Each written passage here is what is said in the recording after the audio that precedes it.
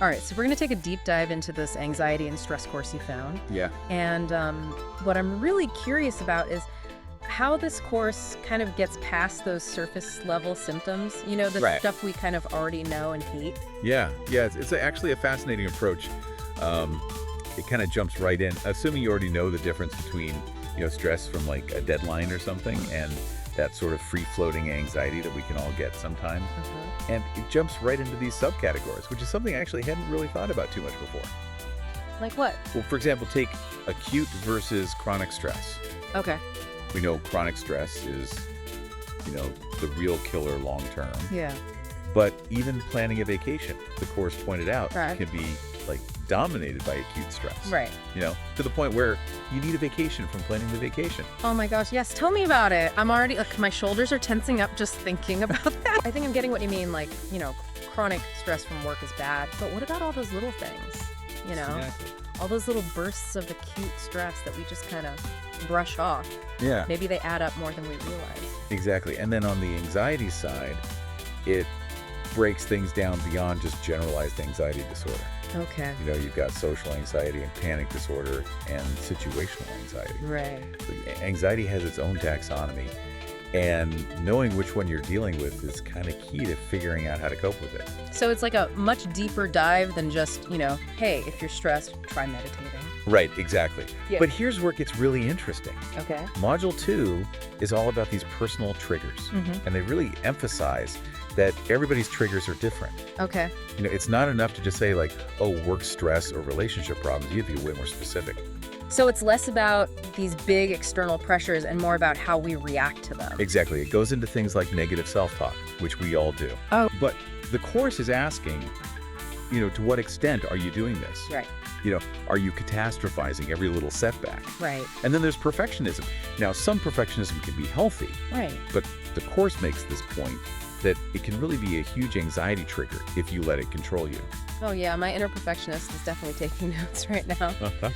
I think what I'm finding so fascinating about this is how much it emphasizes past trauma.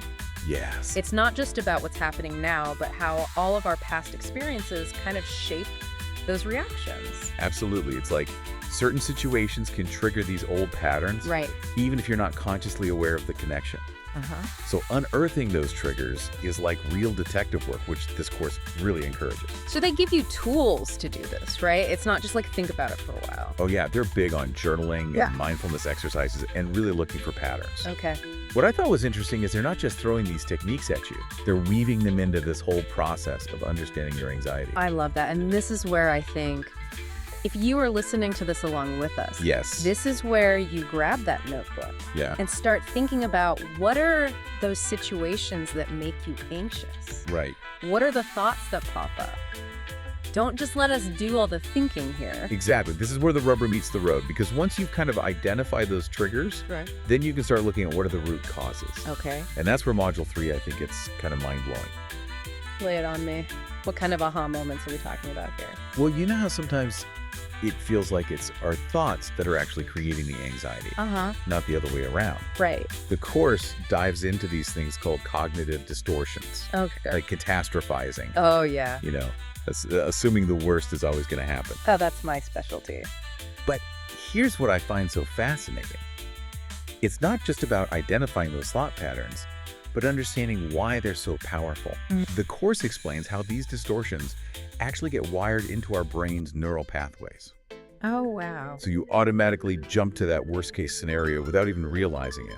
So it's like a mental habit, but like on a neurological level, Yes. which is both terrifying and kind of hopeful. Right. Terrifying because it feels so ingrained, Yes.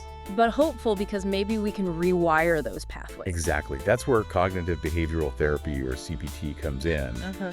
which they touch on a little bit here, Okay. but that's like a whole other deep dive. That's it. The key takeaway here is that our thoughts have power, Right. but they don't have to control us. I'm already feeling a bit more empowered just hearing you explain that.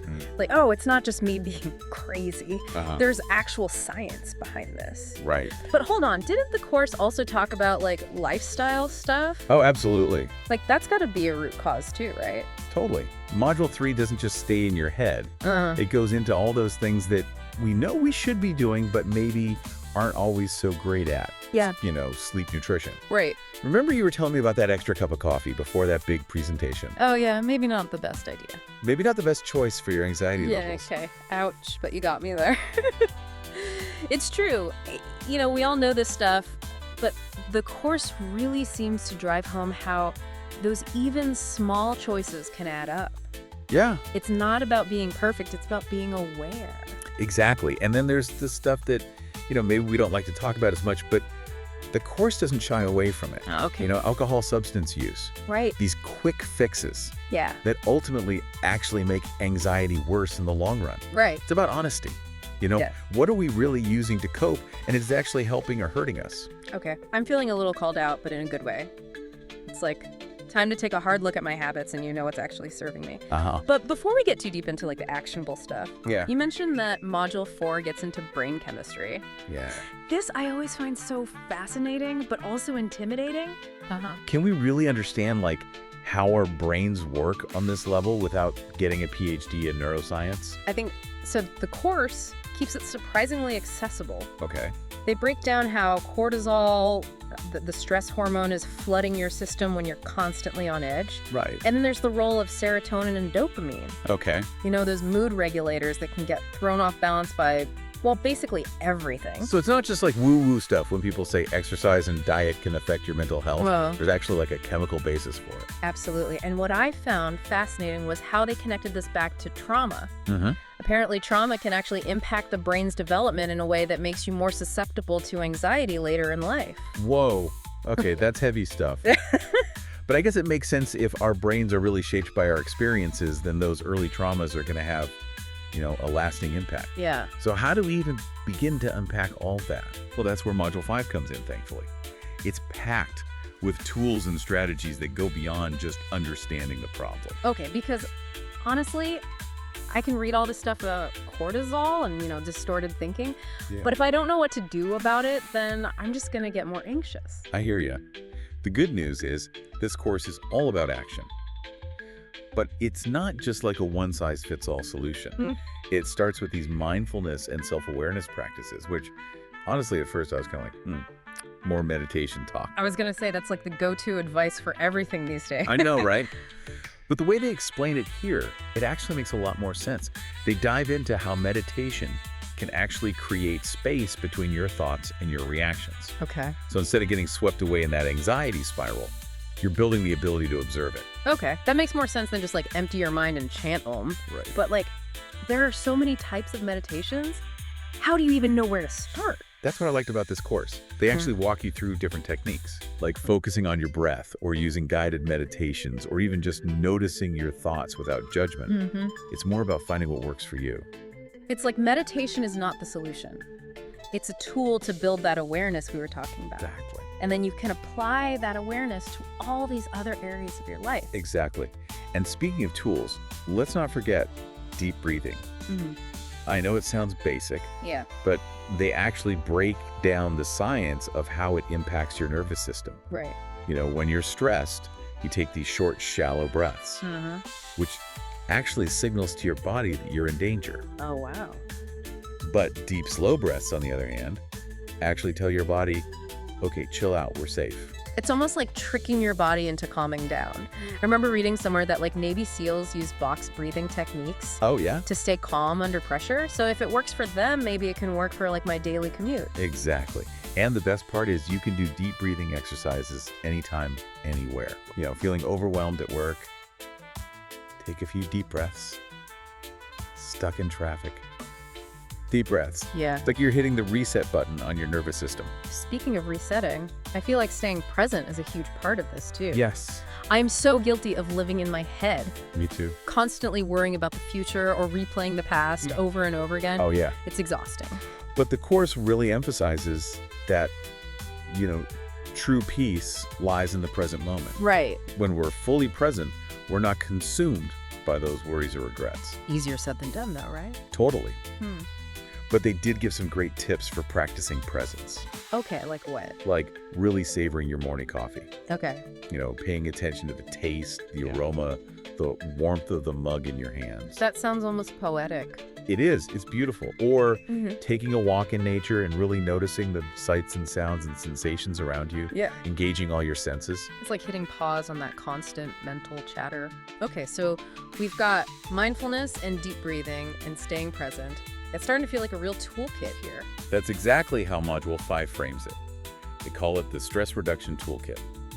But it's not just about having the tools, it's about knowing when and how to use them.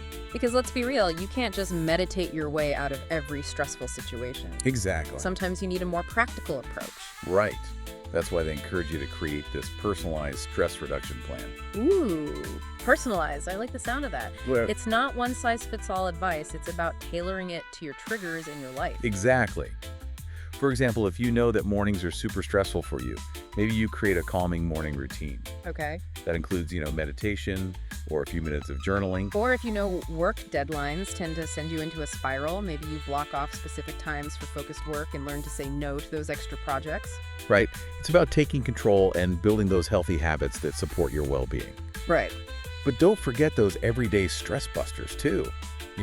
Those are like little deposits into your well-being bank account. What kind of deposits are we talking about? Gratitude practices, affirmations, self-care routines. Okay. It's easy to roll your eyes at this stuff, Yeah. but it really works. Yeah. Something as simple as writing down 3 things you're grateful for each day can really shift your whole mindset. And I love how they emphasize that self-care is not selfish. Yes. It's essential for our well-being and our ability to show up for others. You can't pour from an empty cup, right? Exactly. So if bubble baths and reading novels helps you recharge, then go for it. No guilt allowed. Exactly. It's about finding what nourishes you and making it a priority. Now, before we move on, I do want to circle back to something we touched on earlier. Okay. The connection between trauma and anxiety. Uh-huh. I know it's a heavy topic, but it's so important to understand how those past experiences can impact our present well-being. Yeah, we kind of glossed over it, but it deserves more attention. What were some of the key takeaways from the course on this? Well, they explain how trauma can actually change our brains. Okay. When we experience a traumatic event, our brains go into survival mode. Yeah. And sometimes, even after the danger has passed, our nervous system can kind of get stuck in that fight or flight response. So it's not just in our heads. There are real physiological changes happening. Exactly. Yeah. And this can lead to all sorts of anxiety symptoms like panic attacks, flashbacks, nightmares, difficulty concentrating. It's like our bodies are reliving the trauma over and over again, even if we're not consciously aware of it. Okay, that explains why sometimes my anxiety feels so irrational. It's like I know logically that I'm safe, but my body is reacting as if I'm in danger. Exactly. And that's why it's so crucial to address trauma and seek professional help if needed. Trauma-informed therapy can help individuals process those experiences, develop coping mechanisms, and regain a sense of safety and control. This is powerful stuff. It's a reminder that we all have our own unique stories and experiences that shape who we are. Yeah. And sometimes those experiences leave deep scars that need to be addressed with compassion and care. Absolutely. Healing from trauma is possible, but it takes time, effort, and support. Right. And sometimes, even with all the tools and strategies that we've been talking about, you might need extra help. Right. There's no shame in reaching out to a therapist or counselor. In fact, the course actually encourages it. They dedicated a whole lesson to it. Yeah. It's a reminder that asking for help is a sign of strength, not weakness. And it's especially important when we're dealing with deeper issues like trauma or chronic anxiety. A therapist can provide that safe and supportive space to process those experiences, develop healthy coping mechanisms, and build resilience. It's like having a personal trainer for your mental health. Exactly. They can guide you through those tough spots and help you develop a plan that works for you. Speaking of plans, remember we were talking about creating that personalized stress reduction plan. That's where Module 6 comes in, the final piece of the puzzle. Oh, I can't wait to hear what they have to say about that. I'm feeling so much more equipped to actually tackle my anxiety and stress, not just understand it. Me too. It's like we've gone from feeling overwhelmed to feeling empowered. Yeah. And that's exactly what this course is all about. Okay, so Module 6, this is where we put it all together. It is. And they start off with something that I think a lot of us struggle with, and that is, you are not your thoughts.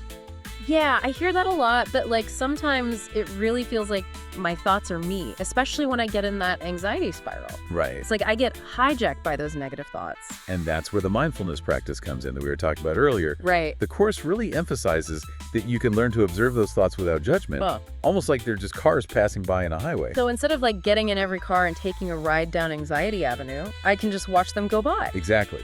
You're not your thoughts, you're the observer of your thoughts. Okay. And once you have that awareness, you can choose which thoughts to engage with and which ones to just let pass on by. Okay, that's a game changer. It's like I've been giving my anxious thoughts all the power this whole time, and I can actually take back control. You can. What other empowering strategies does Module 6 have? Right. Well, it goes into setting boundaries, Okay. which is huge, especially in today's world where it feels like we're constantly bombarded with demands and expectations. And it's so easy to fall into that yes trap Oh, yeah. and end up feeling totally overwhelmed and resentful. Boundaries are definitely something I struggle with, but does the course give you like practical tips? It does. It's not just learn to say no, which is easier said than done. I know, right?